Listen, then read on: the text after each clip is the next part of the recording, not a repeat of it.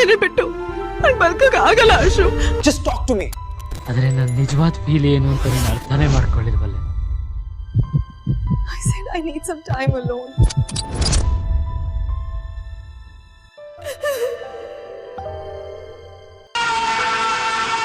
I love you ಅಂತ ಹೇಳಿ ಎಷ್ಟೊಂದು ಜನ ಲವರ್ಸ್ ಆಗ್ಬಿಡ್ತಾರೆ. ನಾನ್ ನಿನಗೊಂದು 100 ಸಲ ಐ ಲವ್ ಯು ಅಂತ ಹೇಳಿದ್ರು ನೀನ್ ಅದನ್ನ ಡ್ರಾಮಾ ಡೈಲಾಗ್ ಅನ್ಕೊಂಡು ಇನ್ನೂ ಸ್ವಲ್ಪ ಫೀಲ್ ಮಾಡು ಅಂದೆ. ಪ್ರೀತಿಗೋಸ್ಕರ ಸಾಯ್ಬೇಕು, ನಾಯಿ ತರ ಕಾಯ್ಬೇಕು, ವಿರಹದ ಬೆಂಕಿಲ್ ಬೇಯ್ಬೇಕು, ಒಟ್ನಲ್ಲಿ ಪ್ರೀತಿಸೋರ್ ನೋಯ್ಬೇಕು.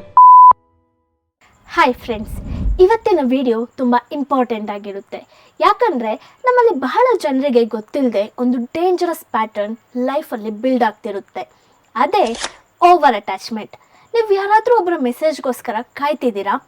ಅವರು ರಿಪ್ಲೈ ಮಾಡಿಲ್ಲ ಅಂದರೆ ಮೈಂಡ್ ಡಿಸ್ಟರ್ಬ್ ಆಗುತ್ತಾ? ಅವರು ಮಾತಾಡಿಲ್ಲ ಅಂದರೆ ನಿಮ್ಮ ಡೇ ಸ್ಪಾಯ್ಲ್ ಆಗುತ್ತಾ? ಅವರ ಮೂಡ್ ಮೇಲೆ ನಿಮ್ಮ ಹ್ಯಾಪಿನೆಸ್ ಡಿಪೆಂಡ್ ಆಗುತ್ತಾ? ಇನ್ನೊಂದು ಲೆವೆಲ್ಗೆ ಹೋದರೆ ಅವರು ಸ್ವಲ್ಪ ದೂರವಾದರೂ ನಿಮಗೆ ಇನ್ಸೆಕ್ಯೂರಿಟಿ ಫೀಲ್ ಬರುತ್ತಾ? ಭಯ ಆಗುತ್ತಾ? ನಿಮ್ಮ ಲೈಫ್ನ ಎಂಟೈರ್ ಕಂಟ್ರೋಲ್ ಅವರ ಕೈಯಲ್ಲಿ ಇದ್ದ ಹಾಗೆ ಫೀಲ್ ಆಗುತ್ತಾ? ಇದು ಲವ್ ಅಲ್ಲ, ಇದು ಎಮೋಷನಲ್ ಡಿಪೆಂಡೆನ್ಸಿ.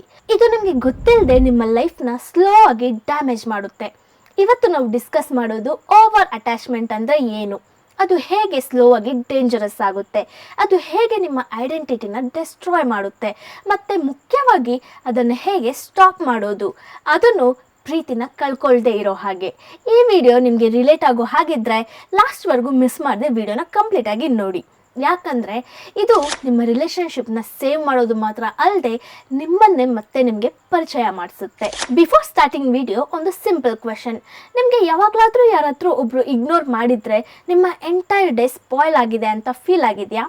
ಎಸ್ ಅಥವಾ ನೋ ಅಂತ ಕಮೆಂಟ್ ಮಾಡಿ. ನಾನು ಪ್ರತಿಯೊಂದು ಕಮೆಂಟ್ನ ಓದ್ತೀನಿ ಆ್ಯಂಡ್ ಅದಕ್ಕೆ ರಿಪ್ಲೈ ಸಹ ಮಾಡ್ತೀನಿ. ಈ ರೀತಿಯ ಕಂಟೆಂಟ್ಸ್ ಮಿಸ್ ಆಗದೆ ನಿಮ್ಮನ್ನ ಬಂದು ಸೇರಬೇಕಂದ್ರೆ ನನ್ನ ಚಾನೆಲ್ನ ಸಬ್ಸ್ಕ್ರೈಬ್ ಮಾಡಿಕೊಂಡು ಬೆಲ್ ಐಕಾನ್ನ ಟ್ಯಾಪ್ ಮಾಡಿ. ನಾವ್ ಲೆಟ್ಸ್ ಗೆಟ್ ಸ್ಟಾರ್ಟೆಡ್. ಮೊದಲಿಗೆ ಒಂದು ಕ್ಲಾರಿಟಿ ಕೊಡ್ತೀನಿ.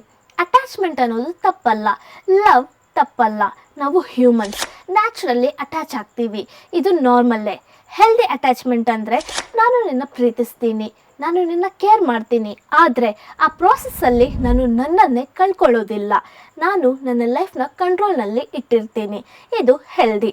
ಆದರೆ ಓವರ್ ಅಟ್ಯಾಚ್ಮೆಂಟ್ ಯಾವಾಗ ಆಗುತ್ತೆ ಅಂದರೆ ನಿಮ್ಮ ಎಮೋಷ್ನಲ್ ಸ್ಟೆಬಿಲಿಟಿ ಇನ್ನೊಬ್ಬರ ಮೇಲೆ ಡಿಪೆಂಡ್ ಆಗಿರುತ್ತೆ. ಅವರ ಪ್ರೆಸೆನ್ಸ್, ಅವರ ಟೋನ್, ಅವರ ಅಟೆನ್ಷನ್ ಇಲ್ಲದೆ ನೀವು ಸ್ಟೇಬಲ್ ಆಗಿರೋದಿಲ್ಲ. ಇದು ಸ್ಲೋ ಆಗಿ ಡೇಂಜರಸ್ ಆಗುತ್ತೆ.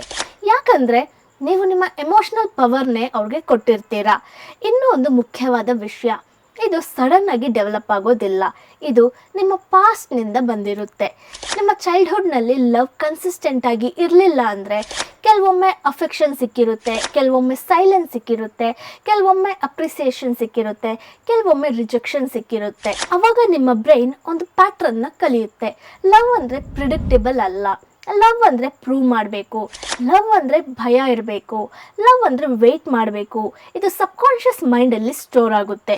ಸಬ್ಕಾನ್ಷಿಯಸ್ ಅಂದರೆ ಅವಚೇತನ ಮನಸ್ಸು, ಅಂದರೆ ನಮಗೆ ಗೊತ್ತಿಲ್ಲದೇನೆ ನಮ್ಮ ಬಿಹೇವಿಯರ್ನ ಕಂಟ್ರೋಲ್ ಮಾಡೋ ಮನಸ್ಸಿನ ಭಾಗ. ಆ್ಯಂಡ್ ಸಬ್ಕಾನ್ಷಿಯಸ್ ಮೈಂಡ್ನ ಬಗ್ಗೆ ನಾನು ಹೆಚ್ಚಾಗಿ ಹೇಳಬೇಕಾದ ಅವಶ್ಯಕತೆ ಇರಲ್ಲ, ಬಿಕಾಸ್ ಅದರ ಕಂಪ್ಲೀಟ್ ಬುಕ್ನೇ ನಾನು ವಿಡಿಯೋ ಆಗಿ ಅಪ್ಲೋಡ್ ಮಾಡಿದ್ದೀನಿ. ಯಾರನ್ನ ನೋಡಿಲ್ವೋ ಅದರ ಲಿಂಕ್ನ ಸಹ ನಾನು ಡಿಸ್ಕ್ರಿಪ್ಷನಲ್ಲಿ ಕೊಡ್ತೀನಿ, ಮಿಸ್ ಮಾಡದೆ ನೋಡಿ. ನಂತರ ಅಡಲ್ಟ್ ಏಜಲ್ಲಿ ಒಬ್ಬ ಪರ್ಸನ್ ನಿಮ್ಮ ಲೈಫ್ಗೆ ಬರ್ತಾರೆ. ಅವರು ನಿಮ್ಮನ್ನ ಕೇರ್ ಮಾಡ್ತಾರೆ, ಅಟೆನ್ಷನ್ ಕೊಡ್ತಾರೆ, ರೆಸ್ಪೆಕ್ಟ್ ಮಾಡ್ತಾರೆ.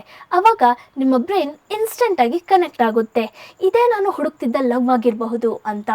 ಆವಾಗ ನೀವು ನಿಮಗೆ ಗೊತ್ತಿಲ್ಲದೆ ಅವ್ರ ಜೊತೆ ಅಟ್ಯಾಚ್ ಆಗ್ತೀರಾ. ಮೊದಲಿಗೆ ಇದು ನಾರ್ಮಲ್ ಅನಿಸುತ್ತೆ. ನೀವು ಅವ್ರ ಬಗ್ಗೆ ಹೆಚ್ಚಾಗಿ ಥಿಂಕ್ ಮಾಡ್ತೀರಾ, ಹೆಚ್ಚು ಮಾತಾಡಬೇಕು ಅನಿಸುತ್ತೆ, ಅವ್ರ ಜೊತೆ ಇರಬೇಕು ಅನಿಸುತ್ತೆ. ಆದರೆ ಇಲ್ಲಿ ಒಂದು ಚಿಕ್ಕ ಚೇಂಜಸ್ ಆಗುತ್ತೆ, ನೀವು ನೋಟಿಸ್ ಮಾಡಲ್ಲ. ನಿಮ್ಮ ಮೈಂಡ್ ಸ್ಲೋ ಆಗಿ ಡಿಪೆಂಡ್ ಆಗುತ್ತೆ. ಆವಾಗ ಅವರ ಮೆಸೇಜ್ ನಿಮ್ಮ ಮೂಡ್ನ ಡಿಸೈಡ್ ಮಾಡುತ್ತೆ. ಅವರ ಸೈಲೆನ್ಸ್ ನಿಮಗೆ ಆಂಗ್ಸೈಟಿನ ಕ್ರಿಯೇಟ್ ಮಾಡುತ್ತೆ.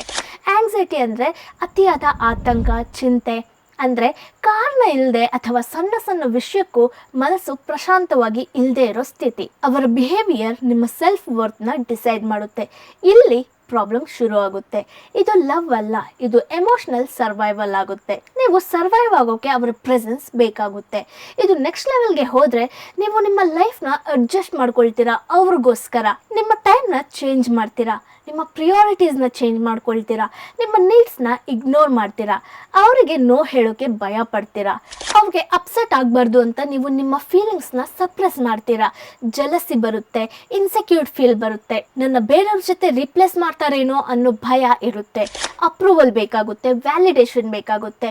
ಇವೆಲ್ಲ ಓವರ್ ಅಟ್ಯಾಚ್ಮೆಂಟ್ನ ಸಿಂಪ್ಟಮ್ಸ್. ಇಲ್ಲಿ ಬಿಗ್ಗೆಸ್ಟ್ ಪ್ರಾಬ್ಲಮ್ ಏನು ಅಂದರೆ ನೀವು ಸ್ಲೋಲಿ ನಿಮ್ಮನ್ನೇ ಕಳ್ಕೊಳ್ತೀರಾ, ನಿಮ್ಮ ಐಡೆಂಟಿಟಿ ಬ್ಲರ್ ಆಗುತ್ತೆ, ನೀವು ಏನು ಇಷ್ಟಪಡ್ತಿದ್ದೀರಾ ಅನ್ನೋದು ನಿಮಗೆ ಗೊತ್ತಾಗಲ್ಲ, ನೀವು ಯಾರು ಅನ್ನೋದು ನಿಮಗೆ ಗೊತ್ತಿರೋದಿಲ್ಲ. ನೀವು ರಿಲೇಷನ್ಶಿಪ್ಪಲ್ಲಿ ಸರ್ವೈವ್ ಆಗೋಕ್ಕೆ ನಿಮ್ಮ ಒರಿಜಿನಲ್ ಸೆಲ್ಫ್ನೇ ಸ್ಯಾಕ್ರಿಫೈಸ್ ಮಾಡ್ತೀರಾ. ಇದು ತುಂಬ ಡೇಂಜರಸ್. ಯಾಕಂದರೆ ಒಂದು ಸ್ಟೇಜಲ್ಲಿ ನೀವು ಎಮೋಷ್ನಲಿ ಡ್ರೈನ್ ಆಗೋಗ್ತೀರಾ, ನಂತರ ಅಸಮಾಧಾನ, ಕೋಪ ಬರುತ್ತೆ, ಫ್ರಸ್ಟ್ರೇಷನ್ ಬರುತ್ತೆ, ರಿಲೇಷನ್ಶಿಪ್ ತುಂಬ ಭಾರ ಅನ್ನೋ ಫೀಲ್ ಆಗುತ್ತೆ. ಇಲ್ಲೊಂದು ಇಂಪಾರ್ಟೆಂಟ್ ಪಾಯಿಂಟ್ ಏನಂದರೆ, ಕೆಲವರು ಅಂದ್ಕೊಳ್ಬೋದು ಓವರ್ ಅಟ್ಯಾಚ್ಮೆಂಟ್ ಅತಿಯಾದ ಪ್ರೀತಿಯಿಂದ ಬರುತ್ತೆ ಅಂತ. ಆದರೆ ಅದು ಸೆಲ್ಫ್ ಕನೆಕ್ಷನ್ ಕಡಿಮೆ ಇರೋದ್ರಿಂದ ಆಗೋದು. ನೀವು ನಿಮ್ಮ ಜೊತೆ ಕಂಫರ್ಟಬಲ್ ಆಗಿಲ್ಲ ಅಂದರೆ, ನೀವು ಒಂಟಿಯಾಗಿ ಪೀಸ್ಫುಲ್ ಆಗಿರೋದಿಲ್ಲ ಅಂದರೆ, ನಿಮ್ಮ ಮೈಂಡ್ ಆಟೋಮೆಟಿಕಲಿ ಇನ್ನೊಬ್ಬರ ಮೇಲೆ ಡಿಪೆಂಡ್ ಆಗುತ್ತೆ. ನಿಮಗೆ ಕಂಪ್ಲೀಟ್ ಆಗೋಕ್ಕೆ ಯಾರಾದರೂ ಬೇಕು ಅನಿಸುತ್ತೆ. ಆದರೆ ನಿಜ ಏನಂದರೆ, nobody completes you, they only compliment you. ನೀವು ನಿಮಗೆ ಕಂಪ್ಲೀಟ್ ಅನಿಸ್ಬೇಕು, ಆವಾಗಲೇ ಹೆಲ್ದಿ ಲವ್ ಬಿಲ್ಡ್ ಆಗುತ್ತೆ. ಇವಾಗ ಸೊಲ್ಯೂಷನ್ ಏನು ಅನ್ನೋದನ್ನು ಸ್ಟೆಪ್ ಬೈ ಸ್ಟೆಪ್ ನೋಡೋಣ. ಮೊದಲನೇದು ಅವೇರ್ನೆಸ್. ನೀವು ಪ್ಯಾಟ್ರನ್ನ ನೋಟಿಸ್ ಮಾಡಬೇಕು. ನಾನು ಯಾಕೆ ಇಷ್ಟು ಅಟ್ಯಾಚ್ ಆಗ್ತಿದ್ದೀನಿ, ನನ್ನ ಮೂಡ್ ಯಾಕೆ ಇನ್ನೊಬ್ಬರ ಮೇಲೆ ಡಿಪೆಂಡ್ ಆಗುತ್ತೆ ಅನ್ನೋದನ್ನು ಅಬ್ಸರ್ವ್ ಮಾಡಬೇಕು. ಇದು ಬ್ಲೇಮ್ ಅಲ್ಲ, ನಿಮ್ಮನ್ನ ನೀವು ಅರ್ಥ ಮಾಡ್ಕೊಳ್ಳೋದು. ಎರಡನೇದು ಎಮೋಷನಲ್ ಇಂಡಿಪೆಂಡೆನ್ಸ್ನ ಬಿಲ್ಡ್ ಮಾಡಬೇಕು. ನಿಮ್ಮ ಹ್ಯಾಪಿನೆಸ್ಗೆ ಒಂದೇ ಸೋರ್ಸ್ ಇರಬಾರ್ದು. ನಿಮ್ಮ ಲೈಫಲ್ಲಿ ಕೆಲಸ ಇರಬೇಕು, ಪ್ಯಾಷನ್ ಇರಬೇಕು, ಫ್ರೆಂಡ್ಸ್ ಇರಬೇಕು, ಫ್ಯಾಮಿಲಿ ಇರಬೇಕು, ಸೆಲ್ಫ್ ಟೈಮ್ ಇರಬೇಕು. ನಿಮ್ಮ ಪ್ರಪಂಚ ಮೊತ್ತ ಒಬ್ಬರ ಸುತ್ತನೇ ತಿರುಗಬಾರ್ದು. ಮೂರನೇದು ಸ್ಪೇಸ್ ಕ್ರಿಯೇಟ್ ಮಾಡಬೇಕು. ಕಾನ್ಸ್ಟೆಂಟಾಗಿ ಕಮ್ಯುನಿಕೇಟ್ ಮಾಡೋದು ಸ್ಟ್ರಾಂಗ್ ಲವ್ ಅಲ್ಲ, ಹೆಲ್ದಿ ಸ್ಪೇಸ್ ಇರೋದೇ ಸ್ಟ್ರಾಂಗ್ ಲವ್. ನೀವು ಸ್ವಲ್ಪ ಟೈಮ್ ನಿಮ್ಮ ಜೊತೆ ಸ್ಪೆಂಡ್ ಮಾಡಬೇಕು, ನಿಮ್ಮ ಹಾಬೀಸ್ನ ಫಾಲೋ ಮಾಡಬೇಕು, ಇಮಿಡಿಯೇಟಾಗಿ ರಿಪ್ಲೈ ಕೊಡಬೇಕು ಅನ್ನೋ ಪ್ರೆಷರ್ನ ಬಿಡಬೇಕು. ಫೋರ್ತ್ ಒನ್, ಬೌಂಡರೀಸ್ನ ಸೆಟ್ ಮಾಡಬೇಕು. ನೋ ಹೇಳೋದು ತಪ್ಪಲ್ಲ, ನಿಮ್ಮ ನೀಡ್ಸ್ನ ಎಕ್ಸ್ಪ್ರೆಸ್ ಮಾಡೋದು ಸೆಲ್ಫಿಶ್ನೆಸ್ ಅಲ್ಲ. ನಿಮ್ಮ ಸೆಲ್ಫ್ನ ಮೊದಲು ನೀವು ರೆಸ್ಪೆಕ್ಟ್ ಮಾಡಿ, ಆವಾಗಲೇ ಬೇರೆಯವರು ನಿಮ್ಮನ್ನ ರೆಸ್ಪೆಕ್ಟ್ ಮಾಡ್ತಾರೆ. ಫಿಫ್ತ್ ಒನ್, ನರ್ವಸ್ ಸಿಸ್ಟಮ್ನ ಕಾಮ್ ಮಾಡಬೇಕು. ನರ್ವಸ್ ಸಿಸ್ಟಮ್ ಅಂದರೆ ನಮ್ಮ ದೇಹದ ಪ್ರತಿಕ್ರಿಯೆ ವ್ಯವಸ್ಥೆ. ಓವರ್ ಥಿಂಕಿಂಗ್ ಬಂದಾಗ ಇಮಿಡಿಯೇಟಾಗಿ ರಿಯಾಕ್ಟ್ ಮಾಡಬಾರ್ದು. ಡೀಪ್ ಬ್ರೀತಿಂಗ್ ಮಾಡಬೇಕು, ವಾಕ್ ಹೋಗಬೇಕು, ಮ್ಯೂಸಿಕ್ ಕೇಳಬೇಕು, ಫೋನ್ ದೂರ ಇಡಬೇಕು, ಮೈಂಡ್ ಸೆಟಲ್ ಆಗೋವರೆಗೂ ವೆಯ್ಟ್ ಮಾಡಬೇಕು. ಸಿಕ್ಸ್ತ್ ಒನ್, ಸೆಲ್ಫ್ ವರ್ತ್ನ ಬಿಲ್ಡ್ ಮಾಡಬೇಕು. ನಿಮಗೆ ನೀವು ಹೇಗಿದ್ರೂ ಅದು 100% ಅಕ್ಸೆಪ್ಟೆನ್ಸ್ ಇರಬೇಕು. ಐ ಆಮ್ ಎನಫ್ ಅನ್ನೋ ಫೀಲಿಂಗ್ ನಿಮ್ಮೊಳಗಿಂದ ಬರಬೇಕು, ಇನ್ನೊಬ್ಬರ ಅಪ್ರೂವಲಿಂದ ಅಲ್ಲ. ಡೈಲಿ ಅಫರ್ಮೇಷನ್ಸ್ನ ಯೂಸ್ ಮಾಡಿ. ಅಫರ್ಮೇಷನ್ಸ್ ಅಂದರೆ ನಾವು ನಮಗೆ ಹೇಳ್ಕೊಳ್ಳೋ ಪಾಸಿಟಿವ್ ಮಾತುಗಳು. Seventh one, deeper healing. ಕೆಲವೊಮ್ಮೆ ಅವೇರ್ನೆಸ್ ಸಾಕಾಗೋದಿಲ್ಲ, ಪ್ಯಾಟ್ರನ್ ತುಂಬ ಡೀಪ್ ಆಗಿರುತ್ತೆ, ಆವಾಗ ಥೆರಪಿ ಹೆಲ್ಪ್ ಮಾಡುತ್ತೆ.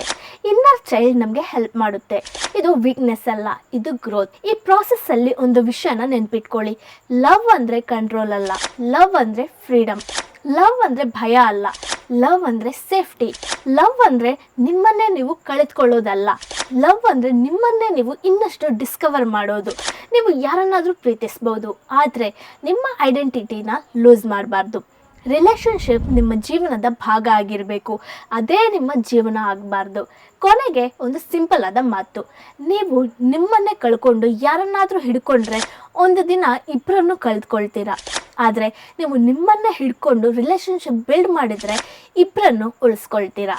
ಸೊ ಈ ವಿಡಿಯೋ ನಿಮಗೆ ಇಷ್ಟ ಆಗಿದರೆ ಮಿಸ್ ಮಾಡದೆ ಲೈಕ್ ಮಾಡಿ. ಈ ರೀತಿಯ ವಿಡಿಯೋಸ್ ಬೇಕಂದರೆ ಚಾನಲ್ನ ಸಬ್ಸ್ಕ್ರೈಬ್ ಮಾಡಿಕೊಂಡು ವಿಡಿಯೋನ ಹೈಪ್ ಮಾಡಿ. ಈ ವಿಡಿಯೋ ಹೆಚ್ಚು ಜನರಿಗೆ ರೀಚ್ ಆಗೋಕ್ಕೆ ಸಪೋರ್ಟ್ ಮಾಡಿ. ನಿಮ್ಮನ್ನ ನೆಕ್ಸ್ಟ್ ವಿಡಿಯೋದಲ್ಲಿ ಮೀಟ್ ಆಗ್ತೀನಿ. ಅಂಟಿಲ್ ದೆನ್ ಟೇಕ್ ಕೇರ್, ಬಾಯ್.